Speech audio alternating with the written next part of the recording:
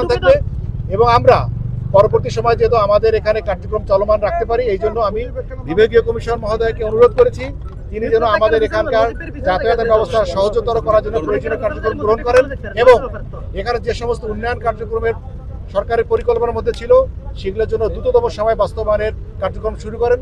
তা না হলে এই জায়গাটার উপর নিয়ন্ত্রণ প্রতিষ্ঠা করা আমাদের জন্য কঠিন হয়ে যাবে। আশা করছি বিভাগীয় কমিশনার মহোদয় এই ব্যাপারেও তার কর্মপরিকল্পনা আমাদেরকে এবং আপনাদেরকে সবাইকে জানাবে।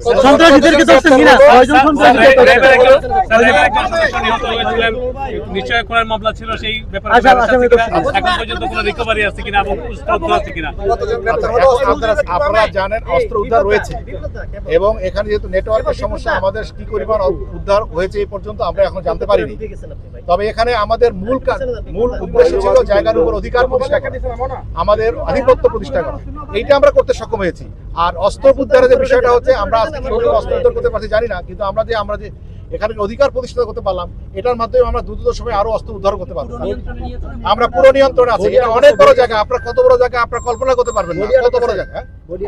বডি আটক আছে, বডি আটক আমাদের মধ্যে প্রায় 15 জনের মতো এখন পর্যন্ত জানা আছে, কিন্তু সব তথ্য এখন যেহেতু এখন পর্যন্ত এসে পৌঁছায় নাই বলতে পারছি না।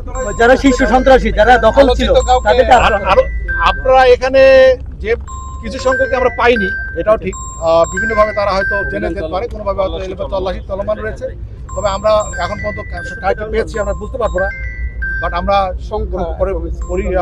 এই তল্লাশি কার্যক্রম শেষ হলে পুরো বাকি করার না আমরা তল্লাশি কোথাও কোনো বাধাগ্রস্ত হয়নি। এবার প্রথমবার আজকের মতো আরো কিছুক্ষণ আমরা ঘন্টাখানিক চালাবো, 1-2 ঘন্টা, যেহেতু রমজান।